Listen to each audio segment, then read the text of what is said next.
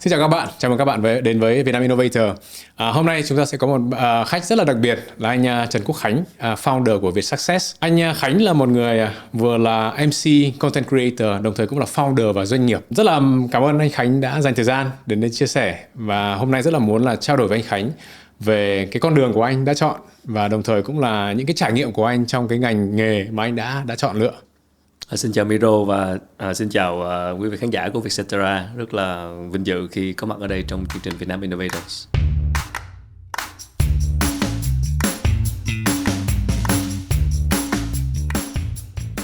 Lúc nãy thì em có nói về cái việc là anh cũng là một trong những người mà có thể là người đầu tiên start với cái việc là podcast, rồi là có thể là content creator. Cái topic content creator hiện nay nó đang là một cái topic là top of mind của rất là nhiều bên, từ các công ty lớn đến các cái doanh nghiệp nhỏ và thậm chí là các bạn trẻ.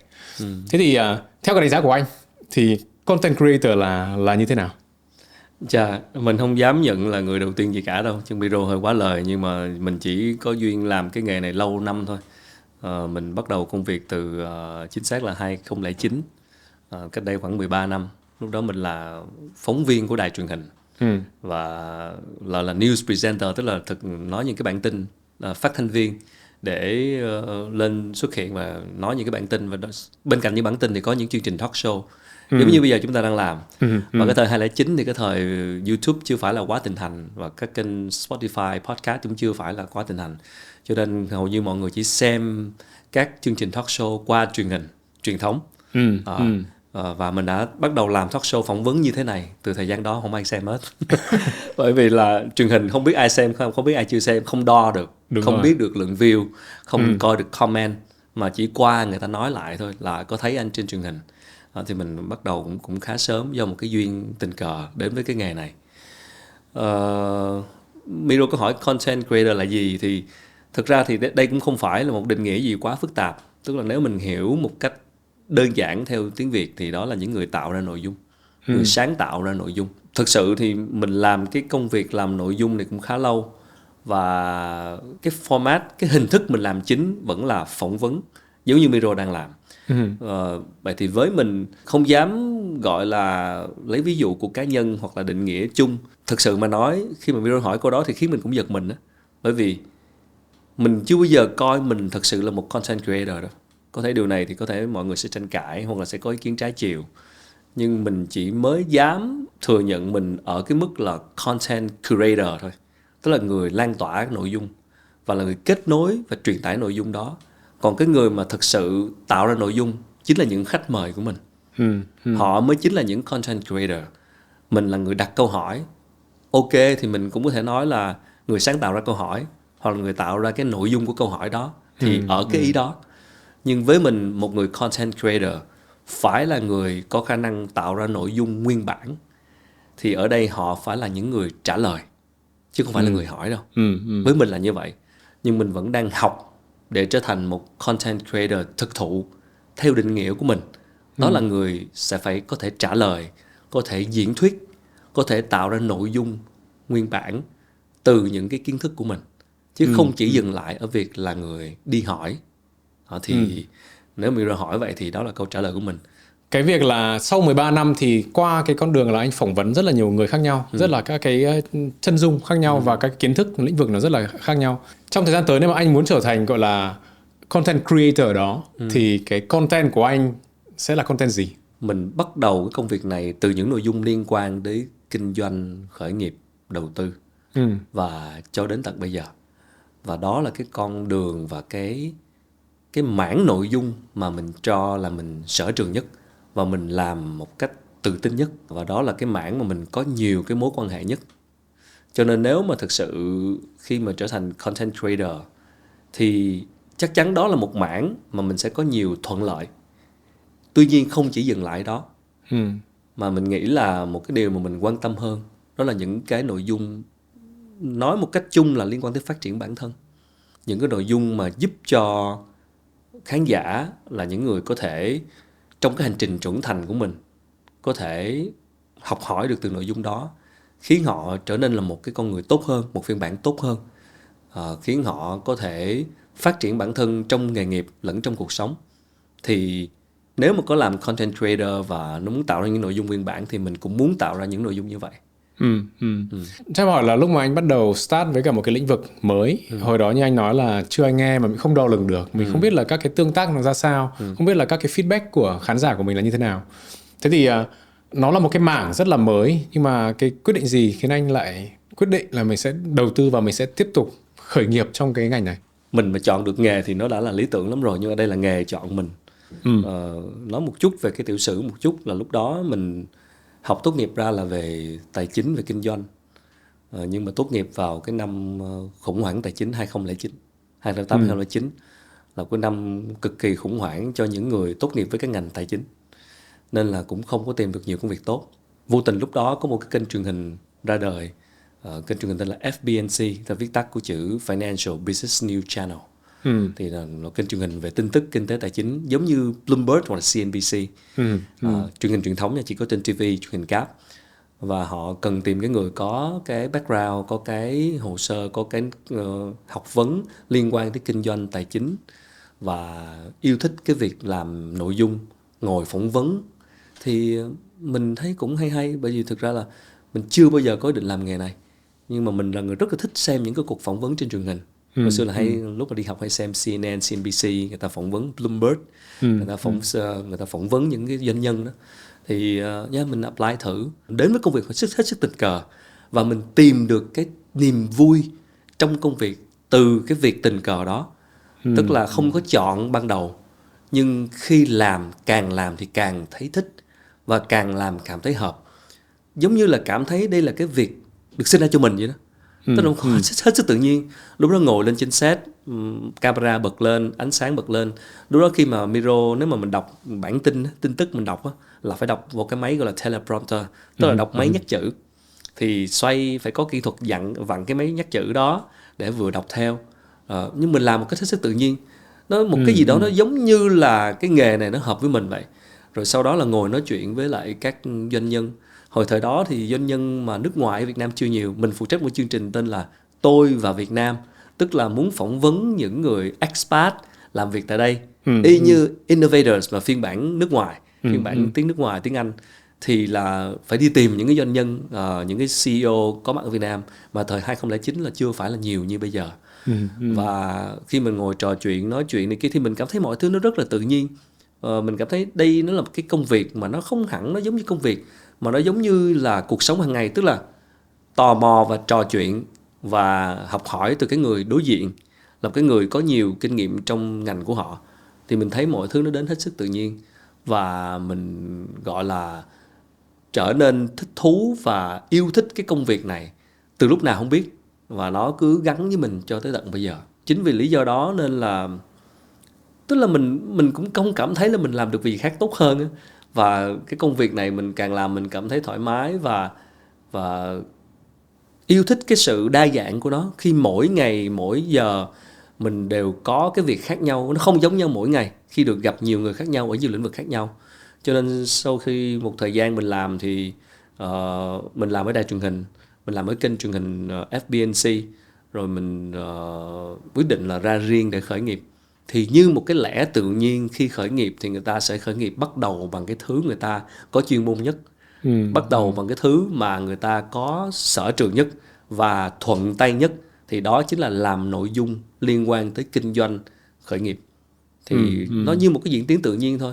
Thì thay vì mình làm thuê cho một kênh truyền hình, thì bây giờ mình tự làm chủ, tự làm những nội dung, và hoàn toàn tất cả là giống nhau, tất cả giống nhau hết. Chỉ có là thay vì là làm nhân viên là làm ông chủ thôi, và nó sẽ dẫn tới rất nhiều cái đau đầu khác đó. Thì khi đó thì Miro hỏi tại sao lựa chọn cái mảng này, thì đây là cái mảng mình bắt đầu với nó và mình yêu thích, và mình nhận ra là đây là cái công việc duy nhất mà mình cảm thấy thoải mái. Thì khi mà khởi nghiệp thì nó cũng là cái lẽ tự nhiên. Thực ra là tất cả mọi người, hoặc là những người mà follow anh và biết chương trình của anh, thì họ cũng đang thấy một cái mặt là đang thành công. Anh phỏng vấn những cái người thành công, những người thành đạt và những người đã có cái kết quả cụ thể. Tuy nhiên thì anh với vai trò cũng là một founder của một cái công ty khởi nghiệp, thì nó không thiếu những cái thách thức, những cái khó khăn. Thì chắc rằng là mọi người cũng rất là tò mò xem là trong cái quá trình mà anh khởi nghiệp như vậy, anh cũng start một cái business mà anh yêu thích, mà đó là một cái như kiểu là một cái công việc dành cho anh. Thì gặp những cái khó khăn gì trong cái việc khởi nghiệp đó thì chắc rằng anh cũng sẽ có. Nếu mà anh chia sẻ được thì chia sẻ xem mọi người là trong cái quá trình đó thì những cái gì mà anh đáng nhớ nhất. Cảm ơn Miro. Anh nghĩ là cái khó khăn lớn nhất vẫn là con người. Bất kỳ một công ty nào cũng vậy. Và khi mình lựa chọn khởi nghiệp, và như lúc nãy mình có nói đó, thường là chúng ta sẽ bắt đầu bằng cái lĩnh vực chuyên môn của mình. Nhưng đó chỉ là chuyên môn của mình thôi. Còn để làm ông chủ lại có thêm chuyên môn về quản trị, chuyên môn về năng lực dùng người, năng lực tuyển dụng, năng lực truyền cảm hứng, truyền động lực cho tập thể làm theo mình. Lúc trước thì mình làm một mình rất dễ, nhưng bây giờ làm sao để truyền cái đó cho người khác, thì thật sự cái đó là cái mình không được chuẩn bị.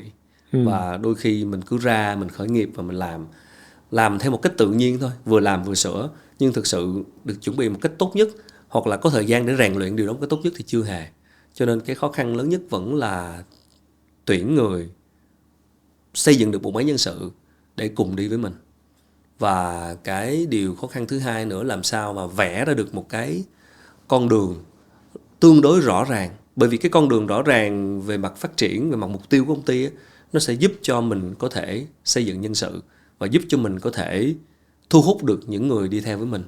Và bản thân người founder, người đứng đầu công ty phải có một cái năng lực làm sao để truyền động lực và truyền cảm hứng để công ty đó phải có thể phát triển mà không phải quá phụ thuộc vào mình. Tức là team của mình phải thực sự có thể vận hành mà không phải quá phụ thuộc vào mình. Còn nếu mà chỉ là người founder mà cái bóng quá lớn, hoặc là chỉ có mình tham gia vô tất cả các quyết định, thì điều đó là cực kỳ không tốt. Mà thường là trong giai đoạn đầu khởi nghiệp là sẽ bị chuyện này. Nếu mà anh có những vấn đề này thì đến bây giờ liệu anh đã xử lý được hay chưa? Phần nào đó vẫn đang học từng ngày cái bài học này. Đã khá hơn trước đây rất nhiều rồi. Tức là mình cũng đã bắt đầu giao quyền nhiều hơn và tuyển dụng được nhiều người ưng ý hơn, những người tài năng nhiều hơn là thời gian đầu. Sau khoảng mình có thể gọi là 5 năm. Còn trước đây thì mình rất là ôm đồm. Và đặc biệt là khi mà liên quan tới mảng, những cái thứ mà liên quan tới nội dung, những cái thứ mà mình sở trường á, thì mình luôn áp cái tôi của mình vào và mình luôn cho mình là đúng nhất.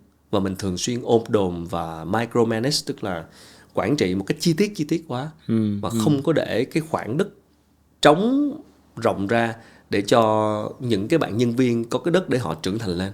Thì điều này cực kỳ tai hại. Mình đã từng mất rất nhiều nhân viên mà mình tiếc nuối. Tất cả là do mình thôi, tất cả là do người đứng đầu. Họ đi, họ ở là do mình. Tại vì với một công ty khởi nghiệp trong thời gian đầu là đa phần người ta sẽ đi hoặc ở, đến hoặc đi là do cái người đứng đầu. Cho nên đây là những cái bài học vô cùng đắt giá mà mình ước gì mình đã chuẩn bị tốt hơn để không bị mất đi những cái nhân viên tài năng đó. Bởi vì mình thực sự, thứ nhất là không tạo điều kiện tốt để họ phát triển đúng cái năng lực của họ, tạo một cái đất để họ có thể dụng võ, để họ có thể phát huy. Thứ hai là mình ôm đồm quá nhiều, mình không giao quyền, trao quyền, empower, cái chữ empower nó mạnh hơn, tức là khiến cho người khác có thể có thêm quyền hành để ra quyết định. Thì cái này là cái mình vẫn đang học tập từng ngày. Em thực ra cũng là một người theo dõi các cái chương trình của anh, các cái podcast của anh, và cũng là đồng thời là cũng học hỏi từ những cái cuộc trao đổi đó. Thì cái tốc độ mà cái content bắt buộc phải ra, nghĩa là on air, và những khách mời của mình thì làm sao để mình đặt đến những câu hỏi mà nó phù hợp với kể cả khán giả, mà đúng những câu hỏi mà họ đang tò mò quan tâm. Đó là một thử thách liên tục mỗi ngày ở Himiro. Thì mình là host và mình phải mời khách mời, và khách mời là một phần vô cùng quan trọng nhất của những cái series podcast đó. Thật sự thì không bao giờ là đủ thời gian cả. Và như Miro có hỏi đó, mình ước gì mình có thêm thời gian để có thể đi tìm khách mời. Thật sự mời được một người khách đó, nó không phải là câu chuyện qua đêm, nó không phải là câu chuyện là đùng một cái thấy người đó hay quá cái gửi thư mời. Đôi khi nó phải là cái quá trình xây dựng mối quan hệ. Có những cái vị khách mời mà nhiều bạn cũng nhắn tin hỏi mình, anh Khánh ơi sao anh mời được người này, anh Khánh ơi sao cho em cái contact em liên hệ, anh Khánh ơi sao em mời anh không được mà anh mời được, ví dụ như vậy. Bên khác nha, chứ không phải Vietcetera. Vietcetera với Vietsuccess là có nhiều khách mời giống nhau. Nên là mình cũng nói vui là thực sự nó không phải là cái chuyện là mời, những mối quan hệ nó phải được nuôi dưỡng qua thời gian, và những cái gì mình làm nó cần được chứng thực qua thời gian, và nó không đến qua đêm. Nên mình hay nói với các bạn trẻ khi mà mới bắt đầu làm host, bạn sẽ gặp vấn đề về khách mời. Bạn trẻ quá, các bạn chưa làm cái gì hết, các bạn chưa đủ kinh nghiệm, hoặc là chưa đủ cái track record, chưa đủ cái số lượng sản phẩm lên sóng, nên là các bạn đi mời sẽ rất là khó. Nên là cái việc mà chăm sóc, nuôi dưỡng, tạo mối quan hệ nó sẽ là quá trình tích tụ. Và bản thân của mình của ngày hôm nay, mặc dù đã cũng có những mối quan hệ rất tốt rồi, nhưng điều đó không có nghĩa là mình sẽ phải dừng lại, và mình phải liên tục nuôi dưỡng những mối quan hệ mới. Và những mối quan hệ đó, như mình nói, nó lại cần thời gian. Có những vị khách mời mình mời hoài không được, nhưng mà mình biết rằng mình chưa đủ, tức là tích tụ chưa đủ thôi. Tức là bây giờ là phải nuôi dưỡng, phải tưới cái cây này. Mình nhắm ông này rồi mà say no với mình 2-3 lần rồi nha, ghim mà bảo là ok, do mình thôi. Tức là người ta nói chưa đủ duyên, nhưng mà mình chưa đủ tích tụ. Mình sẽ phải làm sao để xây dựng mối quan hệ đủ tốt, chứng minh cho họ thấy việc mình làm đủ tốt, chứng minh cho họ thấy cái vision, cái mission, cái đường hướng tương lai của mình đủ thuyết phục, để họ cảm thấy là say yes để trở thành khách mời của mình. Thì những cái đó nó cần thời gian. Chính vì vậy cái áp lực rất là lớn. Video hỏi là bây giờ làm sao để liên tục có ý tưởng rồi lại phải mời khách này kia. Thì chính vì áp lực như vậy nên thỉnh thoảng là mọi người sẽ thấy là chương trình của mình nó không lên đều đặn, là do mình không mời được khách mời ưng ý theo cái cách của mình, chứ không phải là mình thiếu khách mời. Thì đó là một cái thử thách mà mình và đội ngũ vẫn luôn hàng ngày xử lý. Làm sao, tại vì với content, với nội dung thì cái frequency, cái tần suất nó rất quan trọng. Và làm podcast cũng vậy, tần suất rất quan trọng. Nếu mà tần suất không đều đặn, mình sẽ mất khán giả ngay. Nhưng làm sao để giữ tần suất đều đặn mà vẫn giữ được chất lượng khách mời như mình mong muốn, thì đó là thử thách mà phải liên tục hàng ngày. Về ý tưởng, về câu hỏi thì Miro có hỏi là đặt câu hỏi rồi cho khán giả chia sẻ rất thật nha. Cái này mình cũng có nói vài lần với các em trong team. Mình luôn đặt câu hỏi cho mình trước. Đúng là tìm hiểu khán giả muốn gì, muốn nghe gì, và hỏi làm sao để đáp ứng nhu cầu khán giả. Tuy nhiên khán giả thì vô vàn. Mình làm content, mình làm nội dung, mình làm host là làm dâu trăm họ. Khán giả mình thực sự không biết là cuối cùng là họ quan tâm cái gì. Mình nghĩ là họ quan tâm cái gì thôi. Nên là chiều ai bây giờ? Nên là bây giờ khi mà đang khó để chiều một ai đó thì bây giờ chiều mình. Bây giờ mình tò mò. Là dễ nhất. Giống như Thùy Minh á. Anh học từ Thùy Minh rất nhiều. Thùy Minh hôm trước cũng lên podcast của anh. Là sự tò mò. Anh không tò mò Thùy Minh đâu, nhưng mình đang cố gắng và vẫn đang học hỏi chuyện đó. Tức là cái gì mình thắc mắc, mình hỏi cho mình trước. Và khi mình hỏi cho mình, nghĩa là đâu đó ngoài kia cũng có ai đó có thể giống mình. Thì mình trước mắt là phục vụ cho cái nhóm những người giống mình trước. Còn mình làm như vậy mà view nó không cao thì có nghĩa là cái nhóm đó ít người thôi. Thì mình phải chấp nhận chuyện đó. Nhưng ít nhất mình được thỏa mãn. Mình được thỏa mãn cái tò mò của mình. Cái thứ hai nữa là trong quá trình tích lũy kinh nghiệm từ việc phỏng vấn rồi trải nghiệm sống, thì mình ok, đâu đó ngoài những chuyện mình tò mò ra thì mình cũng biết được do quan sát thôi, do quan sát và do trải nghiệm. Đặc biệt là quan sát các bạn trẻ hoặc là những gì mình đã đi qua, thì mình có thể đâu đó mường tượng được một số cái topic mà nếu mình đóng vai là người bạn trẻ đang xem thì họ sẽ quan tâm. Thì cái này là nó về khả năng đồng cảm một chút xíu. Thì mình sẽ đặt những câu hỏi, ngoài những câu hỏi của mình thì đặt thêm những câu hỏi mà mình đã đồng cảm được, mình cho rằng những khán giả đó quan tâm. Hoặc là những cái người mà ví dụ mình phỏng vấn về khởi nghiệp hay là tài chính đi, cho nhà đầu tư, thì mình biết rằng là những nhà đầu tư họ sẽ quan tâm cái này. Bản thân mình quan tâm là chắc chắn rồi. Nhưng giả sử mình không quan tâm, hoặc là mình biết rồi đi, nhưng mà cho chương trình được lan tỏa và cho đáp ứng được nhu cầu truyền tải kiến thức, thì dù mình biết rồi mình vẫn phải hỏi lại. Ngoài chuyện hỏi theo ý hỏi cho mình ra, thì phải hỏi lại những cái nội dung mà mình đúc kết được, mình đồng cảm được với khán giả. Tức là mình biết là khán giả sẽ muốn nghe câu này. nhà đầu tư muốn nghe câu này, các bạn trẻ đang đi làm muốn nghe câu này, những người đang khởi nghiệp muốn nghe câu này. Đó thì sẽ là cái hai thứ. Nhưng đầu tiên hỏi cho mình trước, xong sau đó lùi lại một chút, hỏi lại những gì mà mình biết rồi, nhưng phải đồng cảm được với khán giả. Còn làm sao để đồng cảm được thì cái này là phải tích lũy, rồi phải quan sát, phải nói chuyện, và cảm nhận xem là với cái topic này nè thì khán giả đó họ sẽ quan tâm cái gì. Thì đó là do cái cảm quan của cá nhân. Tuy nhiên cảm quan cá nhân đôi khi cũng sai. Chính vì vậy cho nên là bây giờ tất cả chúng ta, những người làm content đều phải luôn nghe khán giả, đúng không? Để phải hỏi khán giả xem muốn nghe cái gì. Chứ rồi. nhiều khi mình đoán không đúng. Trong thời gian vừa rồi thì em cũng có cái may mắn là được tiếp xúc với cả một số các bạn podcaster, hoặc là những bạn đang làm những cái kênh podcast nhưng mà có thể quy mô nó bé hơn, các cái topic hoặc các cái chủ đề nó hơi niche, nó sẽ liên quan đến những cái vấn đề của các giới trẻ, các bạn trẻ khi mà mới liên quan đến tình yêu, liên quan đến gia đình, rồi liên quan đến bạn bè anh em trong nhà. Tất nhiên là đúng là nếu mà nói về cái content creator mà mình đang trao đổi đó thì các bạn ấy cũng là một người đang gọi là đóng góp cho cái create cái content nó giàu hơn, nó sâu hơn. Ví dụ anh và Thùy Minh hoặc là các bạn khác thì đã cũng là gọi là đời đầu trong cái ngành này đó. Thì làm sao để chúng ta có thể giúp đỡ nhiều hơn nữa cho các bạn mà đang quan tâm, các bạn cũng muốn chia sẻ, các bạn cũng muốn tìm hiểu để cho nó đa dạng hơn, để có thể là cái nội dung trên podcast nó càng ngày càng phong phú hơn. Thì liệu chúng ta có thể làm gì cho cái việc đó? Làm gì cho podcaster hay là cho khán giả? Làm cho podcaster. Chứ, anh nghĩ là đó cũng câu hỏi này cũng đến đúng thời điểm á. Tại vì thực ra là bắt đầu từ năm nay á, thì kênh Việt Success tụi anh cũng có nhiều cái thay đổi mới.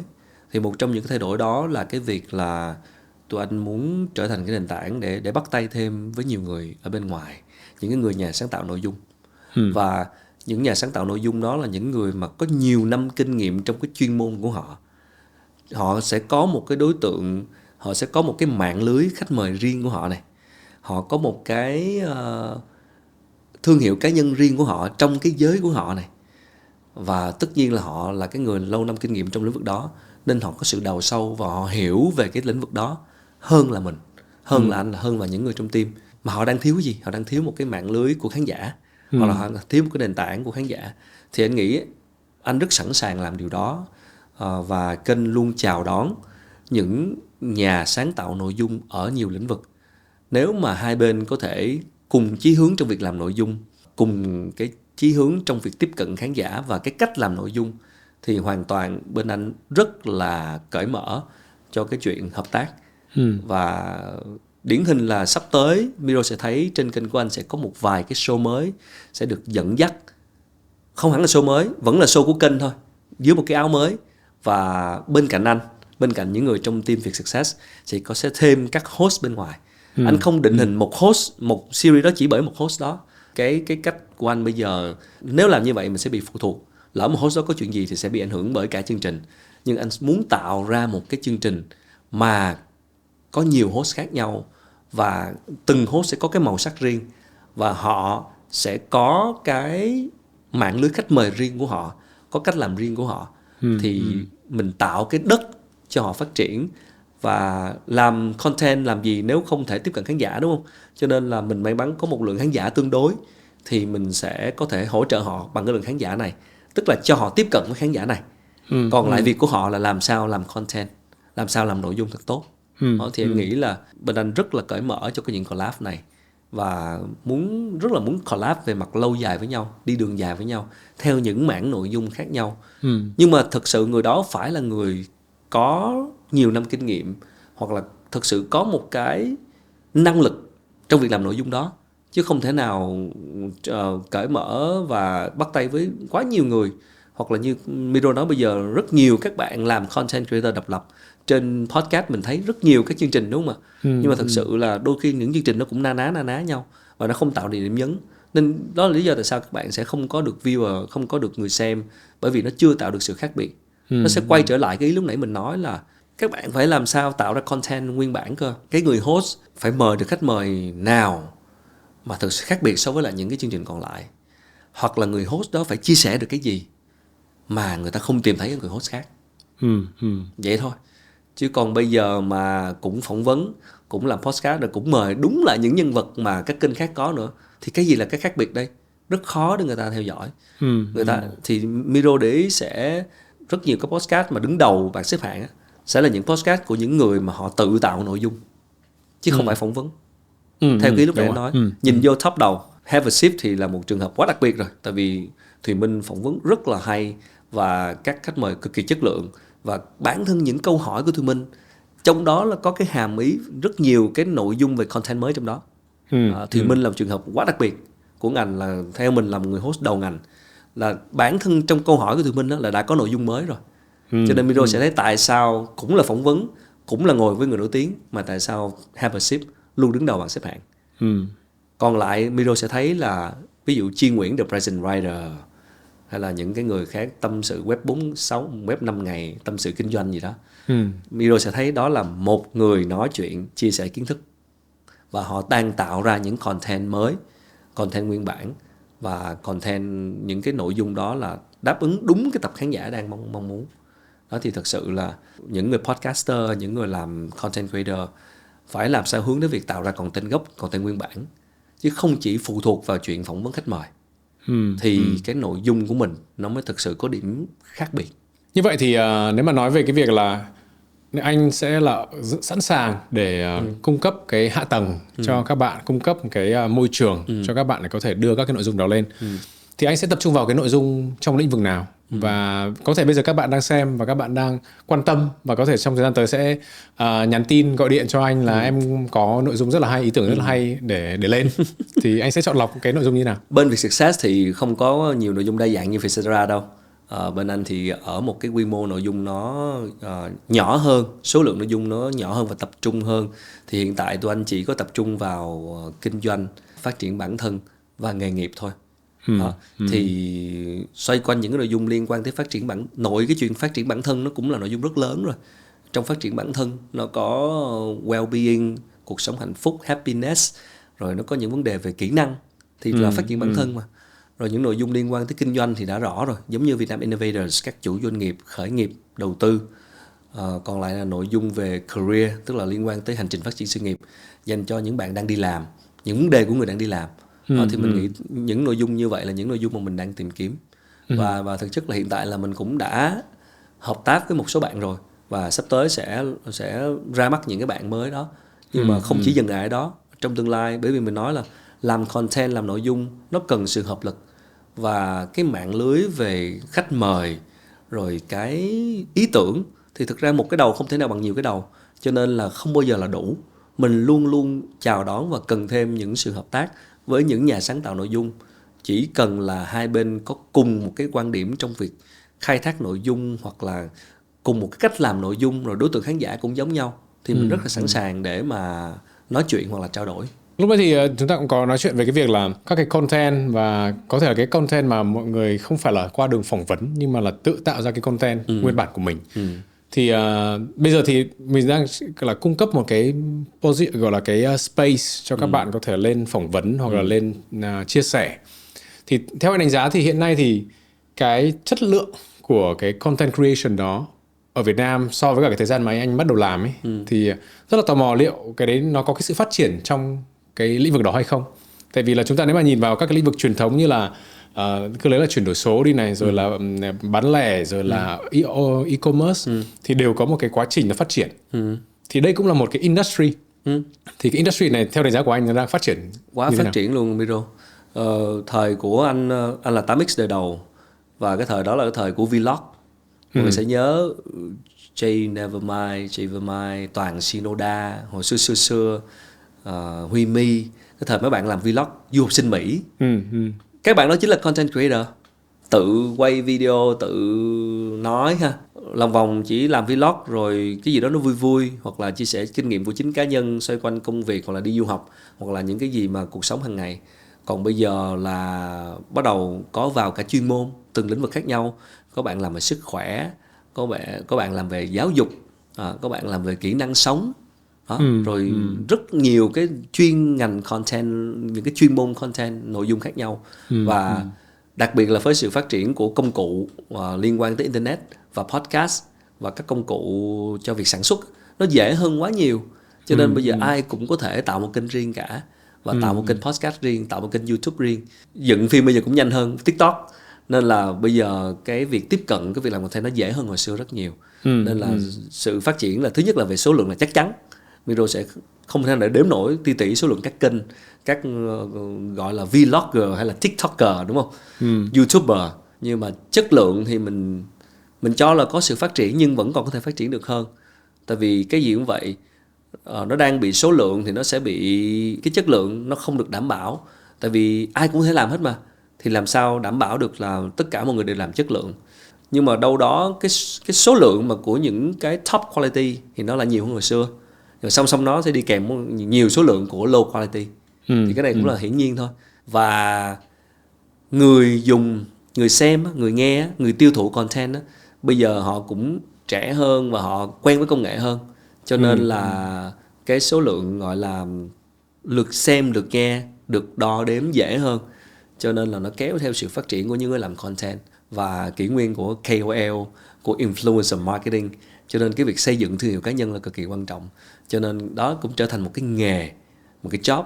Hồi xưa maybe làm vlog cho vui, nhưng mà bây giờ làm vlog là để kiếm tiền, đúng không ạ? Làm tiktoker, làm KOL là để kiếm tiền. Mà không chỉ kiếm ít đâu, kiếm cũng nhiều ạ. Tiktoker nhiều bạn rất là giàu, kiếm rất là nhiều tiền. Cho nên mình nghĩ đó là sự phát triển hết sức thỏa đáng của kỷ nguyên công nghệ. Và phát triển cả về chất lượng lẫn số lượng. Và cái cơ hội nghề nghiệp là rất nhiều. Khi mà chúng ta nói đến về cái chất lượng của cái nội dung thì số lượng thì hiển nhiên là chúng ta sẽ có số lượng cao rồi, nhưng mà để làm sao đảm bảo được cái chất lượng đó thì như trước anh em mình có trao đổi là ví dụ ngày xưa khi mà mình viết bài luận văn cũng là một cái content creator rồi. Và mình sẽ phải có nguồn gốc dữ liệu của mình từ đâu đã ra và mình phải có đầy đủ hết. Đúng rồi. Thế vậy ở cái thế giới mới, thế giới số này thì các cái content nó đang rất là nhiều. Và làm sao mình đảm bảo được cái việc là đảm bảo được chất lượng và làm bảo cái nguồn thông tin nó là chính xác, nó đúng. Chính vậy cho nên mới có sự phát triển của fake news. Fake news là ta hay nói bên báo tin tức ha. Nhưng mà với anh thì anh nghĩ là còn có fake content nữa. Tức là content chưa đủ chất lượng, hoặc là content nó bị nông, bị chưa được chuẩn chỉnh mà đã gọi là truyền tải đi rồi. Miro nói hồi xưa mà để được lên, ví dụ hồi xưa để được lên truyền hình đi là đã trải qua rất nhiều khâu kiểm duyệt đảm bảo rồi. Hoặc là một bài báo mà lên báo đi thì đã trải qua rất nhiều khâu rồi. Còn bây giờ ai cũng có thể là làm chương trình lên kênh được. Làm sao để mình đảm bảo được là cái content đó đã chuẩn chỉnh chưa? Thật sự mình không đảm bảo được. Chính vì vậy cho nên là người xem vừa được lợi nhưng vừa được hại. Vừa được lợi là sao? Là có quá nhiều content lựa chọn. Nhưng vừa bị hại là ở chỗ là đôi khi mình không đảm bảo được cái nguồn content của mình nó được chuẩn chỉnh hay chưa. Và mình học theo nó, mình làm theo nó nhưng nó chưa chuẩn chỉnh. Đó, thì đây là cái bài toán rất lớn của thị trường. Chính vì vậy nó tạo cái cơ hội cho những người làm content là nếu thực sự bạn làm ra được những content chất lượng, được bảo chứng và cái người chia sẻ, những người nói mà có uy tín nè, rồi có được bảo chứng bằng sự thành công của họ trên thị trường, thì bạn sẽ thu hút được người xem một cách tự nhiên. Còn ở dưới là những cái content tự làm hoặc là những content chia sẻ mà không đảm bảo về chất lượng của cái nguồn á, thì tất nhiên nó sẽ không sống lâu được. Rồi bây giờ còn có cái nạn là copy, tức là cắt clip rồi là post TikTok. Những cái chương trình của Miro làm hoàn toàn có thể bị ai đó cắt những đoạn nhỏ và post lại kênh của họ. Và có hàng ngàn, hàng trăm ngàn lượt view, lượt share, và thậm chí họ có thể kiếm tiền trên đó. Thì bây giờ làm sao bây giờ? Thì nó là bài toán của vấn đề luật pháp, của cơ quan chức năng, của cách xử lý cái đó. Nên là về phía khán giả thì anh nghĩ là khán giả cũng sẽ ngày càng thông minh hơn.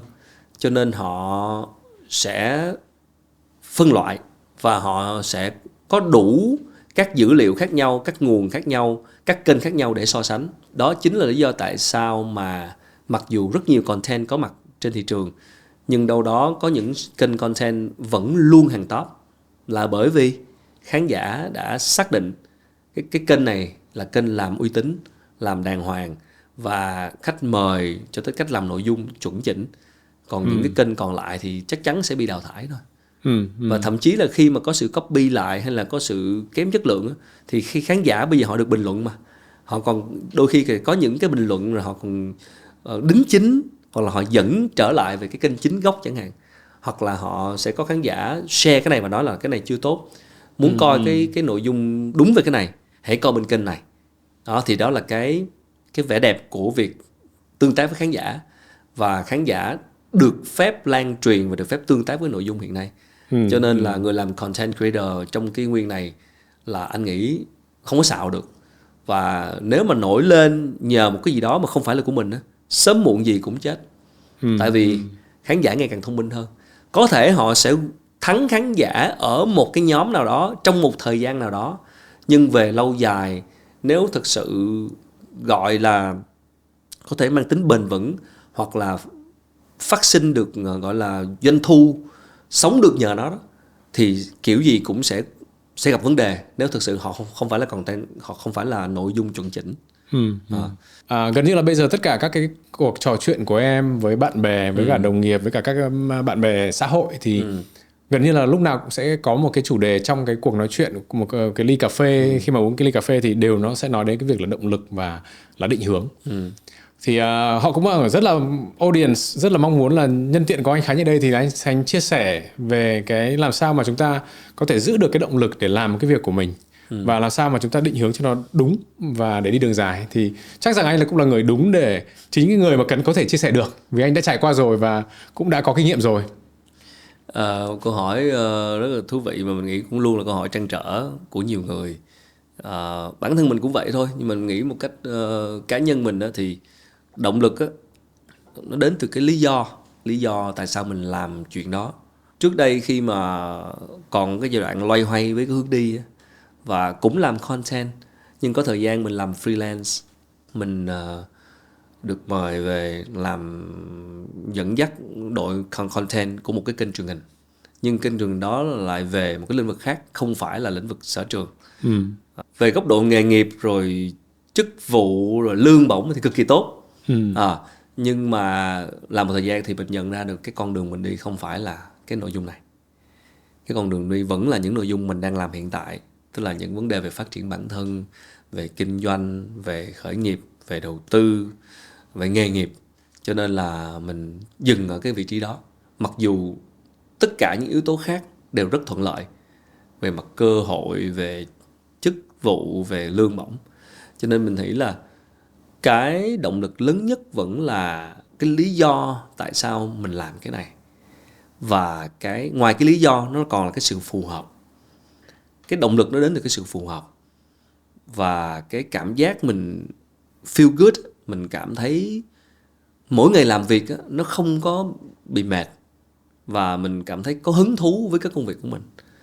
Thì thực sự cái này nó đến một cách rất tự nhiên, và chỉ có mình mới nhận ra được. Và đôi khi là đâu đó vì nhiều lý do khác nhau á, nên là mình hay đè nén cái đó xuống. Mình cho rằng lý do mình làm công việc này là như thế này, như thế kia. Nhưng mà tận sâu trong đáy lòng á, đó không phải là lý do. Có thể mình đang chạy theo một cái gì đó nó hơi nhất thời, hoặc là theo trend, hoặc là theo bạn bè, hoặc là có thể là theo cái cách người ta đang nhìn về mình. Nhưng mà sâu thẳm tận bên trong á, thì có một cái lý do nào đó thực sự của mình á, thì mình không có. Cho nên là rất là dễ bị mất động lực. Khi mà mình lựa được cái con đường mình đi rồi, con đường mình muốn đi rồi, thì giả sử nó có gồ ghề thì mình vẫn đi được, mình vẫn tìm cách để đi qua nó. Còn mình đi một con đường bằng phẳng mà nó không phải là con đường mình muốn đi, thì mình sẽ luôn cảm thấy một cái gì đó không thoải mái. Mặc dù đi đường rất là êm, nhưng mà đường này em phải là đường tôi muốn đi. Cảnh vật xung quanh không phải là cái tôi muốn thấy. Còn cái con đường gồ ghề hơn, nhưng mà là cái đường mình muốn đi, và cảnh vật xung quanh là những gì mình muốn thấy, cái đích là những cái mình muốn đạt được, thì những cái gồ ghề đó nó sẽ trở thành một cái điều hiển nhiên trong cái chặng đường, mà mình không có ngại chuyện đó. Còn khi mà đi trên một con đường mà nó bằng phẳng á, thì mình sẽ luôn có một cái tiếng gọi từ bên trong. Cho nên mình nghĩ là động lực nó đầu tiên nó đến từ cái lý do tại sao mình làm cái đó. Thỉnh thoảng người ta hay nói là hãy lùi lại một chút và đặt câu hỏi là tại sao. Những lúc mà khó khăn nhất là họ hỏi tại sao làm cái này. Nó thực sự là như vậy, quay trở lại từ đầu tại sao làm cái này. Thứ hai là sự phù hợp. Phù hợp thì nó đến từ việc hiểu bản thân. Thì mình phải hiểu bản thân mình phù hợp với cái gì, thích cái gì, làm cái gì thuận tay nhất, làm cái gì mình cảm thấy cái năng lượng và cái cảm xúc mình tốt nhất, thì cái đó là cái sự phù hợp. Thì nó sẽ đến từ hai cái lý do mình làm và cái sự hiểu bản thân mình tới đâu. Nếu là chúng ta nói về cái việc động lực thì đúng là có lẽ là cái đó là đến từ chính bản thân chúng ta, và những cái thứ, các cái yếu tố bên ngoài nó sẽ tác động rất là mạnh, như là bố mẹ, bạn bè, xã hội, rồi là tài chính. Tuy nhiên là ví dụ như kiểu là bây giờ cũng có một số lượng các bạn đang học và đang chuẩn bị tốt nghiệp, thì trong cái thời buổi này thì họ cũng đang đánh giá không biết là liệu chúng ta nên đi theo cái con đường vào một tập đoàn lớn để trải nghiệm, để làm việc, để làm những cái công việc hàng ngày như vậy, hai là mình đi theo các anh mà cũng khởi nghiệp và mình trở thành người ông chủ. Thì ví dụ nếu mà anh có thể tư vấn cho các bạn thì đang ở năm cuối cùng của đại học và chuẩn bị phải lựa chọn một công việc cho mình rồi, thì đi theo cái hướng nào và chọn như thế nào để định hướng cho cái hướng đi của mình, để mình không mất cái thời gian mà thật ra là cũng hơi phí nếu mà mình spend ví dụ 4 năm ở corporate mà không cảm thấy vui. Đó, thì anh có tư vấn nào không? Bây giờ hỏi coi khó quá, tại vì bản thân anh không có cái trải nghiệm trực tiếp nên không dám là đưa ra lời khuyên. Phải chỉ là mình đã từng đi theo corporate, xong sau đó mình đi theo khởi nghiệp, rồi sau đó thì mình sẽ dễ trả lời câu này hơn. Còn anh thì làm cơ quan nhà nước, tức là đài truyền hình, rồi sau đó ra riêng làm công ty, nên là không có đúng cái trải nghiệm đó. Nhưng mà anh nghĩ là đó là một cái câu hỏi cũng rất là xác đáng trong cái thời buổi hiện nay. Tuy nhiên anh không phân biệt nha, anh không phân biệt là corporate hay là startup, bởi vì mỗi cái loại môi trường đó, nó sẽ mang đến một cái trải nghiệm đều có ích cả. Một cái startup thì giống như video thấy là công ty đang phát triển, đang tăng trưởng, rất nhiều việc để làm. Còn corporate mọi người hay nói là vô đó là tầng tầng lớp lớp, mọi thứ nó quy củ hết rồi, nó không còn quá nhiều đất để chúng ta sáng tạo. Đó là cái suy nghĩ thường thấy, hoặc là một cái gì đó hơi định kiến về mặt corporate, tức mọi người hay định kiến. Nhưng mà rõ ràng đâu phải công ty lớn nào cũng vậy, và cũng đâu phải công ty startup nào là cũng grow nhanh và cũng có điều kiện học hỏi đâu. Cho nên anh nghĩ một cách hết sức thực tế là không phải ai cũng có nhiều lựa chọn. Có những người không có lựa chọn thì sao? Anh nghĩ là cái thuận lợi của người trẻ là thời gian, cho nên là mình được phép thử và sai. Thực ra mình không có nhiều lựa chọn, cho nên mình sẽ đi với cái thứ mà mình có cơ hội nhất. Tức là lúc đó mà các bạn sẽ tìm việc ở nhiều nơi, đúng không? Và khi mà mình tìm được cái nơi nào mà mình cho là có khả năng cho mình học hỏi nhiều nhất thì mình sẽ đi đến nơi đó, chứ nó không phân biệt là đó là corporate hay là startup. Anh nghĩ là sẽ phải tìm hiểu kỹ cái công việc đó, và thực sự cái công việc đó nếu là công việc mà cái job description, cái mô tả công việc mà mình thấy là cái công việc này nó có thể giúp mình học hỏi nhiều, và quan trọng là xây dựng quan hệ đó. Nếu mà anh có thể nói với phiên bản trẻ hơn của mình thì chắc chắn cũng đều là tìm cái việc nào mà giúp mình xây dựng mối quan hệ tốt thì mình sẽ thử với công việc đó lúc mới ra trường. Và thực ra mới ra trường làm gì có nhiều lựa chọn đâu, đôi khi là đấy, năng lực kinh nghiệm thì ít, mình cần việc, nên thật sự là mình sẽ cố gắng, thậm chí là nếu có điều kiện mà có thể là chấp nhận giảm cái mức trông đợi về lương để làm một công việc mà mình cho là nó giúp mình học hỏi được nhiều về mặt quan hệ, hoặc là học hỏi được nhiều về mặt kỹ năng á, thì mình sẽ chấp nhận hy sinh cái phần lương đó đi. Nếu mình có điều kiện làm điều đó thì mình sẽ học được nhiều hơn. Còn thực sự thì thực tế thì không phải ai có nhiều lựa chọn. Có người sẽ cần phải mưu sinh, có người cần phải đủ tiền để sống. Thì khi đó tất cả những cái yếu tố về lương bổng này kia nó sẽ ảnh hưởng đến cái quyết định đó. Còn giả sử không bị ảnh hưởng bởi quyết định lương, tiền bạc thì mình sẽ chọn một công việc mà nó cho cơ hội để học được nhiều và xây dựng mối quan hệ. Và nếu được mà hiểu được về cái người sếp trực tiếp của mình mà họ là người giỏi thì mình sẽ đi với công việc đó nếu là mới ra trường. Em rất là đồng ý với cái việc này, tại vì là vừa mấy tuần trước thì cũng có một cái cơ hội nói chuyện với cả bạn ấy là bạn thế hệ 3 và thế hệ 3 của nước ngoài, nhưng mà cái công ty do ông của bạn ấy đã lập ra, đã hoạt động từ những năm 40 50. Và đến bây giờ thì em cũng hỏi một câu hỏi y xì như vậy là đúc kết cái kinh nghiệm, một việc mà các bạn có thể là chia sẻ với cả các bạn trẻ là cần phải làm gì khi mà nó là có thể thế hệ 3, thế hệ 2, thế hệ 3. Anh ấy cũng nói là quan hệ. Đó là cái từ đời ông đến đời bố, đến hiện tại đến bạn ấy và đến con của bạn ấy cũng là họ dựng hết trên cái quan hệ. Và cái mối quan hệ đó là nó không phải giúp mình cho ngay lập tức là mình kiếm được nhiều tiền, nhưng mà ít nhất là nó sẽ rút ngắn cái thời gian mà mình cần phải spend cho cái việc là xây dựng quan hệ. Như anh nói là để mời một khách lên podcast của anh, đúng rồi, cần phải có cái thời gian đó. Thì khi mà đã có quan hệ sẵn mà mình đã xây dựng từ lâu thì cái công việc nó sẽ dễ hơn rất nhiều. Anh nhận thấy là không phải là sao, nhưng mà với cá nhân á, nhận thấy là có những cái thứ mà mình tích tụ từ lâu á, đôi khi mình không không để ý tới chuyện đó, nhưng đến một thời điểm đủ là cái kết quả mình gặt hái được á, nó sẽ đến từ những cái chuyện mình tích tụ lâu đó. Có những cái mối cơ duyên, có những cái hợp đồng, có những khách mời, có những khách hàng, nó đến một cách không dự đoán được, nhưng mà khi mình nhìn lại mình thấy là nó đều có cái sợi dây liên kết từ những cái lúc xa xưa, từ những gì mình làm. Nên thực sự một cái điều mà mình nghĩ trong cái việc lựa chọn hoặc là cái phát triển sự nghiệp đó, nó là cái tính consistency, gọi là lúc nào cũng đồng nhất, thống nhất, lúc nào cũng vững kiên định một cái thứ mình làm. Thì cái kiên định đó để cho người ta thấy á. Thực ra là tất cả mối quan hệ mà gọi là long term, lâu dài nha, không tính mối quan hệ cho vui, quan hệ mà sâu sắc hoặc là quan hệ mà có giá trị, người ta sẽ nhìn vào tính kiên định của mình. Người ta sẽ không thể nào đi với một cái người mà nay làm cái này mai làm cái kia. Video sẽ thấy ông Quốc Khánh không có làm nội dung gì khác ngoài phỏng vấn với doanh nhân trước tới đây, rồi doanh nhân, rồi những nhà quản trị, đa phần làm đúng một thứ, và người ta nhớ tới mình, người ta nhớ tới đúng cái anh đó làm cái đó. Và những cái người mình phỏng vấn là đâu đó là họ sẽ truyền miệng. Họ sẽ truyền miệng. Làm về content này rất thú vị là bất kỳ một sản phẩm nào sẽ ảnh hưởng tới cái thương hiệu cá nhân của mình, ảnh hưởng tới quan hệ của mình. Và đặc biệt nếu làm phỏng vấn thì lại càng ảnh hưởng lớn hơn. Bởi vì bất kỳ một khách mời nào đã từng ngồi với mình, khi họ rời đi, họ sẽ mang những cái thông tin về mình sang người khác. Và mình xây dựng thương hiệu cá nhân của mình hay không là chính vào những cái ấn tượng đó. Còn ấn tượng nó xấu hay tốt là do bạn đó. Cho nên là cả một thời gian 12 năm, 13 năm thì trên thị trường tất cả chỉ nói về ông Khánh với một thứ duy nhất, rất là boring, rất là chán, là ông chỉ ngồi phỏng vấn mấy ông doanh nhân, mấy ông lớn, mấy ông già. Những vấn đề không phải là quá số đông đó. Nhưng mà thật sự là mình làm cái chuyện đó và mình kiên định với chuyện đó.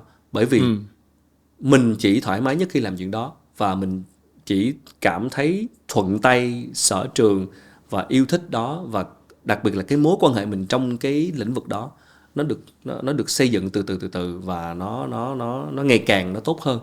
Cho nên là cái tính consistency rất quan trọng. Nên là những bạn làm content creator hay là podcaster, anh nghĩ đầu tiên phải xác định cho mình cái theme, cái topic, một cái lĩnh vực mà mình sẽ muốn xây dựng hình ảnh của mình gắn với nó lâu dài. Chứ còn nếu nhất thời thôi á, thì sau này mà bạn đổi nữa, người xem sẽ bị lost, bị confused, bị bỡ ngỡ và không biết là cuối cùng là ông này là cái gì. Nên thật sự cái đó là quan trọng. Mà cái này rất khó làm, bởi vì trong kỷ nguyên của rất nhiều cơ hội hiện nay và quá nhiều nội dung. Bây giờ Miro có thể yêu thích tất cả nhiều nội dung khác nhau, mà có thể nói về chủ đề này, chủ đề kia, nhưng mà chủ đề nào là chủ đề mình muốn xây dựng cái content của mình, xây dựng cái thương hiệu cá nhân của mình gắn với nó, thì mình phải lựa cho kỹ. Và khi lựa rồi thì sẽ phải consistent, phải lâu dài. Thì khi lâu dài như vậy thì từ từ các quan hệ nó sẽ xoay quanh cái đó, mà nó là những cái hạt vệ tinh đó, nó xoay quanh.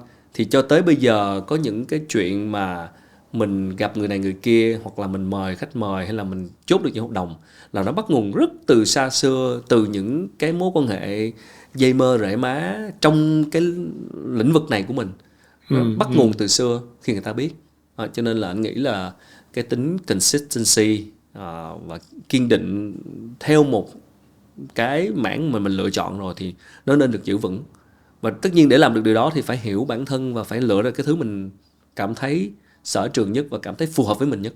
Trước khi kết thúc podcast của ngày hôm nay thì cũng có một số câu hỏi chưa được chuẩn bị trước, nhưng mà sẽ được phép hỏi anh là có 3 bộ câu hỏi khác nhau. Và câu hỏi đầu tiên sẽ là về Việt Nam. Ví dụ như kiểu là nếu mà anh sẽ dùng cái gì để thuyết phục các bạn nước ngoài về đến Việt Nam? Anh nghĩ xoay quanh một cái từ quan trọng nhất là cơ hội. Nó hơi một tí về làm chủ á, là khởi nghiệp á, thì ở đây là cơ hội nhiều. Việt Nam có gì khác mà có cái gì mà nước khác không có? Việt Nam có một dân số rất là cởi mở với cái mới. Tới thị trường 100 triệu dân và hàm lượng sử dụng internet, smartphone, điện thoại thông minh và sự cởi mở với những trend mới của thế giới là thuộc dạng cao nhất thế giới. Anh cũng là một người cũng là gần như là một cái idol của rất là nhiều các bạn trẻ. Nhưng mà cá nhân anh, liệu anh có tấm gương nào hoặc là hình mẫu nào mà anh cho rằng là cái idol của anh không? Thú thực anh không có một cái người idol nào đó real thật sự. Mình coi những nhân vật host là cái nguồn cảm hứng. Tức là mình cũng không có theo trường phái là sẽ tôn sùng idol một ai đó.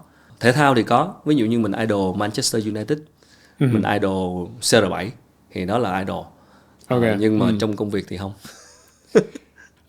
Gần đây thì nếu mà anh không có idol như vậy thì gần đây thì anh đọc sách gì, anh nghe những cái gì mà để lại ấn tượng nhất đối với anh? Podcast thì anh cũng nghe podcast của em nè, nghe Have a Sip của Thùy Minh nè, HBR Ideacast của Harvard Business Review. Cuốn sách anh mới đọc xong luôn là cũng một cái cuốn sách của tác giả Việt Nam. Hôm trước là có thấy Thùy Minh phỏng vấn tác giả Bình Bồng Bột, là cuốn sách Sài Gòn Hay Ta. Bạn Bình viết về những câu chuyện về Sài Gòn rất là dễ thương. Mình cũng mong chờ thêm những tác giả Việt như vậy. Anh nói đến việc là tuyển dụng các cái người đồng hành với mình thì anh có thể nói là 3 cái phẩm chất của cái ứng viên của mình là như thế nào? Những cái phẩm chất mà mình tìm kiếm đầu tiên phải luôn là một cái thái độ chuyên nghiệp, tinh thần ham học hỏi, có high EQ, có sự thấu cảm với những cảm xúc của người khác. Rất là cảm ơn anh Khánh đã dành thời gian buổi chiều ngày hôm nay để đến chia sẻ, và là cũng có chia sẻ và cũng đưa ra một số các cái thông tin rất là hữu ích để cho các bạn, kể cả thậm chí cả em, để nghe và học hỏi từ những cái việc đó. Rất là mong sẽ có nhiều cái thứ mới mẻ từ Vietsuccess của anh Khánh, và đồng thời là cũng là tạo sân chơi, tạo những cái môi trường để cho nhiều podcaster có thể mang những cái nội dung của mình lên, và nội dung làm sao càng ngày càng chất lượng hơn. Chắc chắn là cảm ơn Miro rất nhiều. Cảm ơn anh Khánh. Với hệ sinh thái chăm sóc sức khỏe toàn diện, GeoHealth tích hợp công nghệ tối ưu hóa trải nghiệm thăm khám từ trực tuyến đến trực tiếp, giúp khách hàng dễ dàng tiếp cận dịch vụ chất lượng với chi phí hợp lý. Phòng khám thông minh GeoHealth sở hữu đầy đủ năng lực của một phòng khám đa khoa với đội ngũ bác sĩ giỏi và trang thiết bị hiện đại, mang đến trải nghiệm chăm sóc sức khỏe ưu việt. GeoHealth đang tiến gần với mục tiêu mở rộng hệ thống phòng khám toàn quốc với số vốn đầu tư lên đến 20 triệu đô từ vòng gọi vốn Series B.